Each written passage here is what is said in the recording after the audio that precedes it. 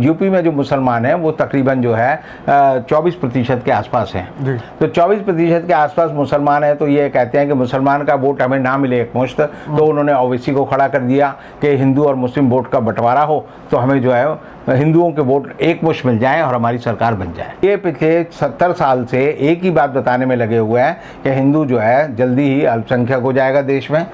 अब इसमें योगी जी ने जो नया कबूतर अपने टोपी में से निकाला है वो ये है कि 2 बच्चों का कानून हम पास करना चाहते हैं। अच्छा। और 2 बच्चों का कानून पास करने के बाद जो है उन्हें लगता है कि इससे लोगों को ये जाएगा कि हम मुसलमान ज़्यादा बच्चे पैदा करते हैं तो हम जो है उनको रोक सकते हैं। एक बात हमेशा याद रखिए कि भारतीय जनता पार्टी हो या भारतीय जनता पार्टी का कोई भी संगठन हो या आरएसएस हो, ये समझते हैं कि हिंदुस्तान के लोग जो है उनके गुलाम हैं। अगर ये कानून इतना अच्छा है तो संसद में भी लागू करो। हाँ। मैं कल देख रहा था तो मैंने देखा कि केंद्रीय मंत्रिमंडल में 2 लोग हैं, एक नितिन गडकरी हैं जिनके 3 बच्चे हैं और एक राजनाथ सिंह हैं इनके 3 बच्चे हैं। अच्छा। तो इन पे भी रोक लगा देनी चाहिए, मंत्री बनने पे भी रोक लगा देनी चाहिए। नमस्कार आदाब दोस्तों, हिंद वॉइस में आपका स्वागत है। मैं हूं इकराम, हमारे साथ हैं एडवोकेट रविंद्र कुमार जी। आप लोग अच्छी तरह से जानते हैं, इनकी बात आपको बड़ी पसंद आती है क्योंकि बात में दम होता है, काफ़ी सारे फैक्ट्स आते हैं।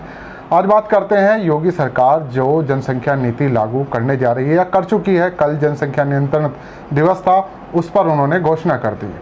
अब यहाँ पर कई सारे सवाल हैं कि भाई हम सरकारी नौकरियां नहीं देंगे, अगर आपके 2 बच्चे से ज़्यादा हैं तो सरकारी नौकरी नहीं देंगे। काफ़ी सारे जो सरकार बेनिफिट देती है, फ़ायदे देती है, वो नहीं देगी। तो हम ये भी बात करें कौन कौन से फ़ायदे देती है और अब सरकारी नौकरियाँ रही कितनी। सर क्या कहना है आपका इस पर, जो योगी सरकार ये विधेयक लेके आई है?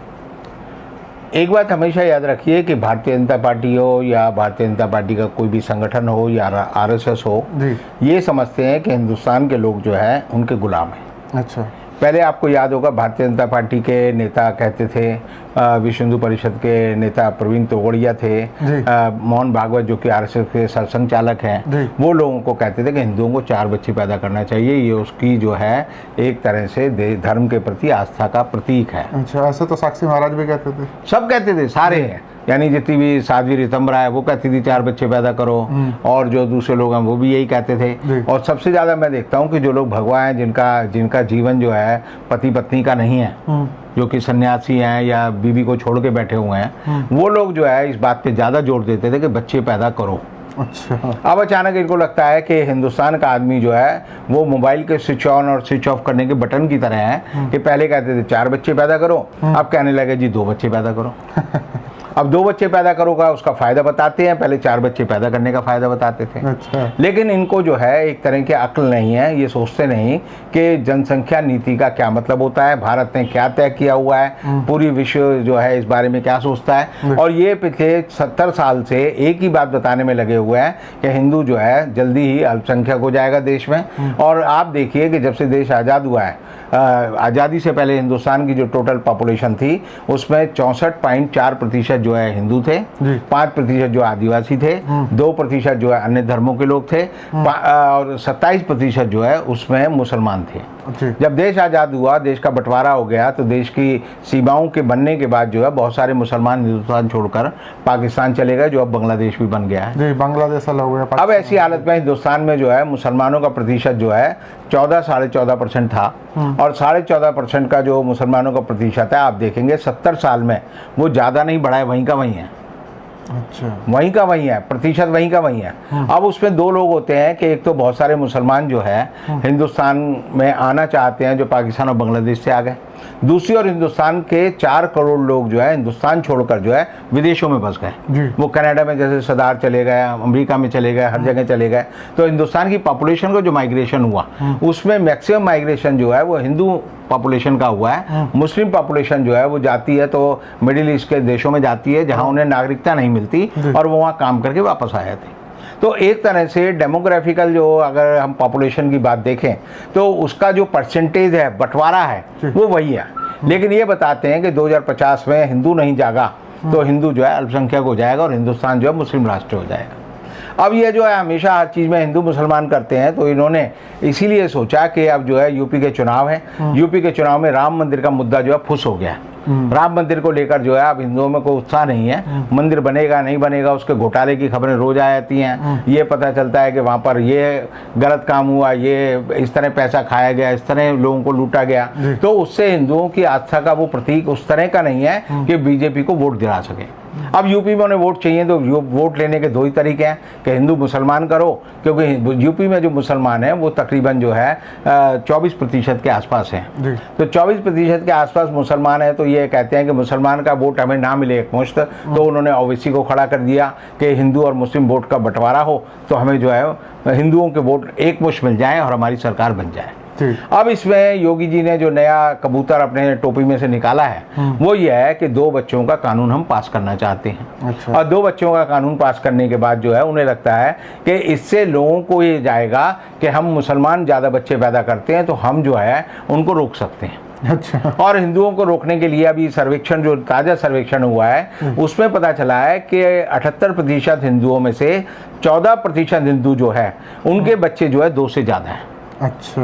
और मुसलमान जो है अगर हम 22% मान लें तो उनमें से जो सर्वेक्षण हुआ है उसमें 13% के बच्चे जो है 2 से ज़्यादा हैं। अच्छा। तो अगर इस हिसाब से देखें तो हिंदू और मुसलमान का बच्चा जो है, बच्चा जब आप माँ बाप पैदा करते हैं तो इस हिसाब से पैदा नहीं करते कि वो जो है हिंदू का बच्चा है या मुसलमान का बच्चा है। बच्चा जो है पैदा करने के लिए 2 चीज़ें कही जाती हैं। पहली बात तो ये कही जाती है कि sex is the only entertainment for a poor man, कि गरीब आदमी जो होता है वो बच्चे ज़्यादा से पैदा करता है कि उसके लिए और एंटरटेनमेंट नहीं होते और एंगेजमेंट नहीं होते तो बच्चे पैदा करता है।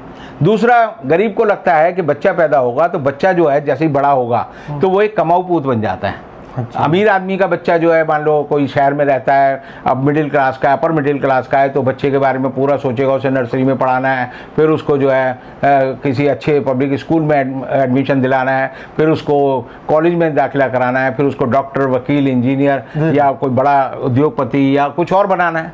लेकिन गरीब के लिए क्योंकि उसके बाप के सामने भी इशू नहीं होते तो रिक्शे वाला सोचेगा रिक्शा ही चलाना है, सब्जी वाला सोचेगा सब्जी ही बेचनी है, घर में झाड़ू लगाने वाला कहेगा झाड़ू लगानी है। तो ऐसी हालत में जो है वो बच्चा जो है वो हेल्पिंग हैंड बन जाता है घर का और वो कमाऊ पूत होता है। और इसलिए जो है 4 अगर बच्चे होंगे तो वो अपने घर में रोज जो है गरीब का बच्चा पैसे लाकर देता है, उससे घर चलता है जी। तो इस बात की ओर ना जाकर हमने इस इकोनॉमिक्स को जानकर हमने इसे बायोलॉजिकल फैक्ट भी नहीं माना, हमने बच्चा पैदा करने को माना कि रिलीजियस फंक्शन है। और रिलीजियस फंक्शन है इसलिए लोग जो है मुसलमान ज़्यादा बच्चे पैदा करते हैं, हिंदू कम बच्चे पैदा करते हैं, जबकि ये कहना गलत है। अगर ये 2 बच्चों की पॉलिसी जो गवर्नमेंट लाई है, जैसे कि आपको याद होगा कि इमरजेंसी के दौरान भी संजय गांधी का यही नारा था कि 2 बच्चे होने चाहिए।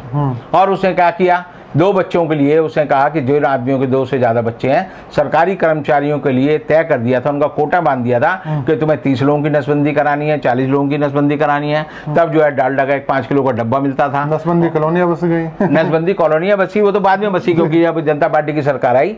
लेकिन नसबंदी को कहा गया कि हम लोग उस समय बोलते थे टूटी काट दो।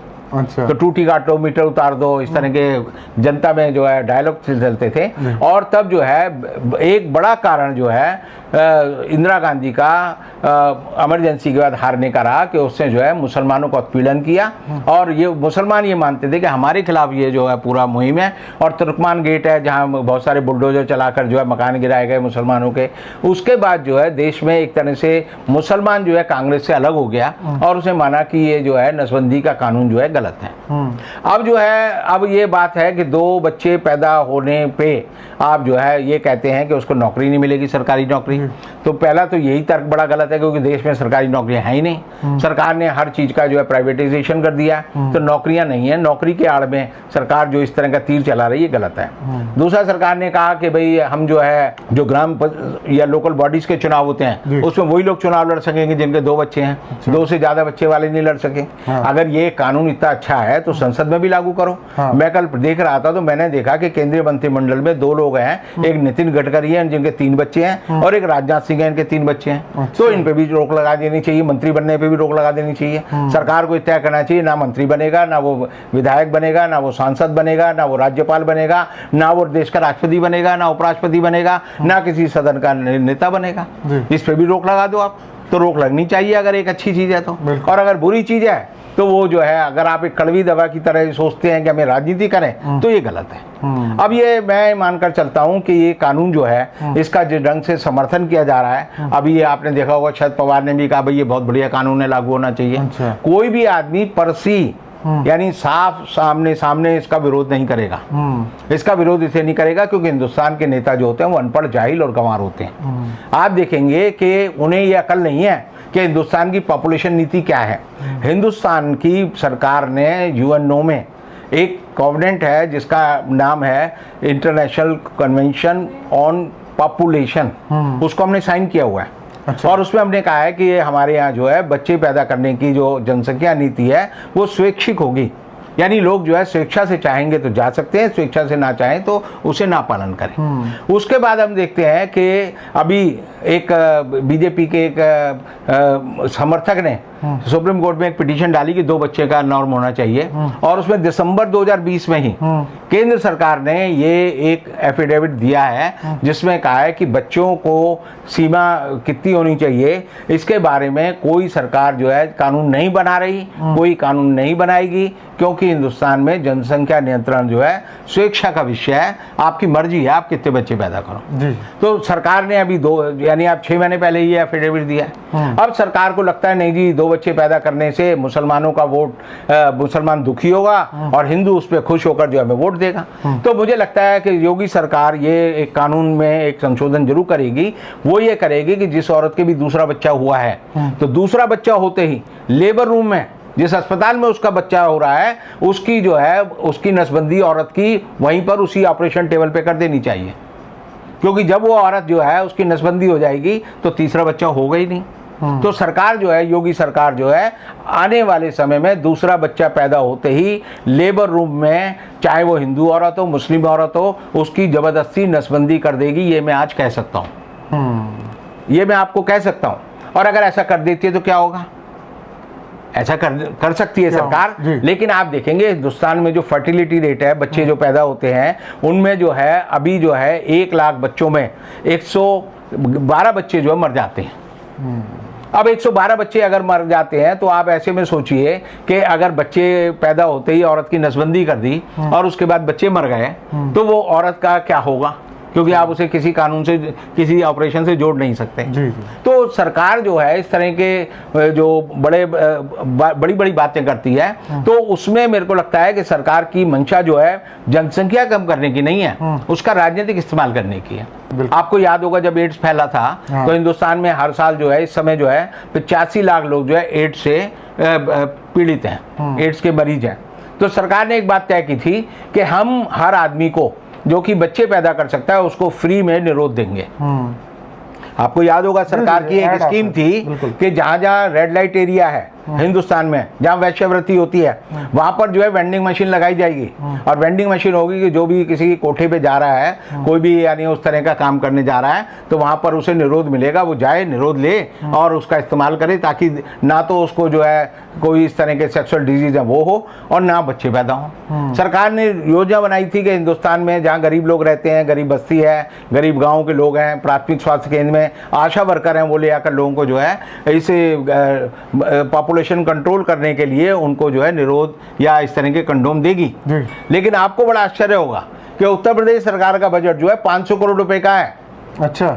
निरोध बांटने का, जो कि सरकार लेटेक्स जो मटेरियल होता है उसे रबड़ का नाम जो होता है लेटेक्स रबड़ होती है, वो बड़ी नरम और सॉफ्ट होती है। तो उसमें लोगों की शिकायत ये है कि जो लेटेक्स के निरोध बांटते हैं वो घटिया होते हैं, उनमें छेद होते हैं और वो मोटी रबड़ के होते हैं। अच्छा। और वो भी सरकार नहीं बांटती, उसमें सबसे बड़ा घोटाला है। तो 500 करोड़ रुपए के अगर आपको वहां पर निरोध बांटने थे तो सरकार ने नहीं बांटे। दूसरी ओर सरकार कहती है कि हमें जनसंख्या पर नियंत्रण लगाना है, तो निरोध जो है, जो कि पहले 1 रुपए के 3 आते थे, आज के समय में अच्छी कंपनी का निरोध जो 50 रुपए का आता है। अब 50 रुपए का आता है तो कोई रिक्शे वाले से आप सोच सकते हैं कि वो जो है उस निरोध का इस्तेमाल रोज करेगा? वो 100 रुपये कमाने वाला कहाँ से करेगा? तो कैसे करेगा? जिस आदमी की प्रायोरिटी है कि चाय पीऊं, खाना खाऊं, अपने को जिंदा रखूं, वो सरकार के गुब्बारे खरीदता फिरेगा। तो ये सरकार जो है आसमान में बड़े गुब्बारे उड़ाने में बड़ा यकीन रखती है और इन्हें लगता है कि इस समय वोट मिल जाएगा, हम बढ़ जाएंगे। अब आप एक विचित्र बात और देखिए कि 2021 का साल जो है वो देश की जनगणना का साल भी है। अच्छा। हमारे यहाँ देश की जनगणना चल रही है, हर साल, हर 10 साल में जो है, 2011 है, 2001 था, अब 2021 है, तो 1 तारीख से लेकर 20 फरवरी तक 20 दिन जो है सरकार के जो स्कूलों के शिक्षक होते हैं वो जनगणना करते हैं। जनगणना के आंकड़े आते हैं, उससे पता चलता है कि किसकी जनसंख्या कितनी है, कैसे है। मैंने जनसंख्या का जो आंकड़ा दिया है हिंदुओं की जनसंख्या का, कि जब हिंदुस्तान आज़ाद हुआ तो 64.1% जो है हिंदू थे, 5% आदिवासी थे, 2% जो है अन्य धर्मों के लोग थे, 1% जो है वो ऐसे लोग थे जो क्रिश्चियन थे, और इन सबको मिलाकर 27% जो है मुसलमान थे। अब सरकार जनगणना के आंकड़े कर रही है, तो जनगणना में बार बार ये बात उठती है कि जातिगत जनगणना होनी चाहिए, क्योंकि मधुली में जो थे एक बहुत बड़े समाजवादी नेता थे, उन्होंने इस बात के सवाल को 1984 से लेकर 1988 तक लगातार उठाया था। उन्होंने कहा था कि हमने कहा कि आज़ादी के बाद जो है हिंदुस्तान में जो अनुसूचित जाति के लोग हैं वो 15% हैं, जनजाति के लोग जो हैं वो 7.5% हैं, तो 22.5% जो है SC ST रिजर्वेशन होता है। उन्होंने कहा कि इनकी जनसंख्या बढ़कर जो है अब जो है 30% हो गई है, यानी इनका जो रिप्रेजेंटेशन सरकार में बढ़ना चाहिए। उसी तरह जो है 1931 में जब अंतिम जो है जातिगण मतगणना हुई थी, तब उसमें पाया गया था कि 51% लोग जो है OBC हैं, पिछड़े वर्ग के लोग हैं। अब हिंदुस्तान ने उस पर रोक लगा दी, और रोक लगाने के बाद क्या हुआ कि आज के दिन हम जो मानते हैं कि OBC की संख्या जो है तकरीबन इस समय जो है 58% होनी चाहिए हिंदुस्तान में, और वो जो है सरकार को अगर 58% हम बताएं कि OBC हो गए हैं, तो 58% OBC और 30% जो है SC ST, इनको अगर मिला लेंगे आप तो ये जो है तकरीबन 88% हो जाता है। यानी हिंदुस्तान में 12% रह गए हैं सिर्फ, जिसे हम कहते हैं ब्राह्मण हैं, बनिया हैं, राजपूत हैं। अच्छा। उच्च जाति के लोग जो है 12% रह गए हैं, और ये उच्च जाति के लोग जो है जनगणना से प्रभावित हैं, क्योंकि इनके 2 बच्चे तकरीबन पाए जाते हैं, 3 पाए जाते हैं, 4 पाए जाते हैं, सबसे ज्यादा सक्षम ये लोग हैं, और इसलिए ये कम बच्चे पैदा करते हैं। तो ये 12% लोग चाहते हैं कि 27% जो आज़ादी के समय मुसलमान थे, जिनकी जनसंख्या घटकर अब जो है मैं कहता हूँ कि 14-15% है, उनकी जनसंख्या नियंत्रित की जाए, और उसके साथ साथ जो 88% ये लोग SC ST के और OBC के लोग बढ़ गए हैं, इनकी भी जनसंख्या कम की जाए। अच्छा। और ये जो एक तरह से आप समझिए कि जनसंख्या कम करने को हम अच्छा और बुरा किस पैमाने पे देखेंगे, वो आर्थिक पैमाना है। बिल्कुल। हिंदुस्तान में जो जनसंख्या बढ़ने की दर है वो 1994 तक 3.1% थी सालाना। ठीक। अब वो जो घटकर जो है इस समय 2018 में 2.1 रह गई है, यानी हमारी जनसंख्या की दर जो है कम हो रही है। और अगर इसी हिसाब से चलता रहा तो हमारी जनसंख्या सन 2000 की जो ये शताब्दी है, 2000 की शताब्दी यानी 2100 में, सन 2100 में हमारी जनगणना बढ़ने की संख्या जो है 1.3% रह जाएगी। तो ये तो कोरा झूठ बोल रहे हैं फिर कि 2050 में ये हो जाएगा, वो हो जाएगा। जी, मैं क्या कह रहा हूँ, ये भ्रम फैलाते हैं, ना ये आर्थिक विषयों को पढ़ते, ना ये बायोलॉजिकल चीज़ों को पढ़ते, ना एजुकेशन को पढ़ते, ना ये देखते कि दुनिया में एजुकेशन की जो स्थिति क्या है। अब मैं आपको बताना चाहूँगा कि चीन जनसंख्या में सबसे नंबर 1 है, और चीन ने सबसे पहले जनसंख्या को कम करने का नियंत्रण किया, और उसने कहा कि एक बच्चे का नाम होना चाहिए। एक बच्चा होगा तो ठीक है, नहीं तो दूसरा बच्चा होगा तो माँ और बाप दोनों को जो है 6 साल के लिए जेल में रहना पड़ेगा। अब चीन कह रहा है कि नहीं जी 2 बच्चे करने हैं, 3 बच्चे करने हैं, तो चीन 3 बच्चे क्यों करना चाहता है? क्योंकि उनकी जनसंख्या में एक बच्चे का नॉर्म होने से जनसंख्या की वृद्धि दर तो कम हुई, लेकिन उनके यहाँ जो है बुजुर्ग लोग जो है 60 साल से ऊपर के लोग हैं जो काम नहीं कर सकते, उनकी जनसंख्या बढ़कर जो है आज के समय में चीन की पॉपुलेशन जो है 142 करोड़ है, तो उसमें जो है तकरीबन 44 करोड़ लोग जो है बुजुर्ग हैं, वो कोई काम नहीं कर सकते। तो इसलिए उनके यहाँ जो वर्क फोर्स है, यंग लोग हैं, कम हो गए हैं। हिंदुस्तान में भी इस समय जो है 34 करोड़ लोग जो है बुजुर्ग हैं, 60 साल से ऊपर हैं, और ये जो है हमारे यहाँ जो यंग जनरेशन है कम हो रही है। अब चीन ने इस पॉपुलेशन का किया क्या? दुनिया के बहुत सारे देश हैं जहाँ आप देखेंगे पॉपुलेशन नहीं बढ़ती। जापान में 0% रह जाती है, अच्छा, वो बढ़ ही नहीं रही। जैसे एक पारसी समुदाय है हिंदुस्तान में, उनकी जनसंख्या जो है लगातार कम हो रही है। बम्बई में एक पारसी समुदाय का बच्चा अगर पैदा होता है, अगर वो शादी करते हैं तो पारसी समुदाय उनको बम्बई में एक फ्लैट देता है, अच्छा, उनको एक कार देता है, उनको जो है वो तकरीबन 10 लाख रुपए की गिफ्ट देता है, अच्छा, कि भाई शादी तो कर ले, क्योंकि शादी के बाद ही बच्चे पैदा होंगे। और पारसी में अगर बच्चा पैदा हो जाए तो उसके माँ बाप को इतना ही फायदा मिलता है।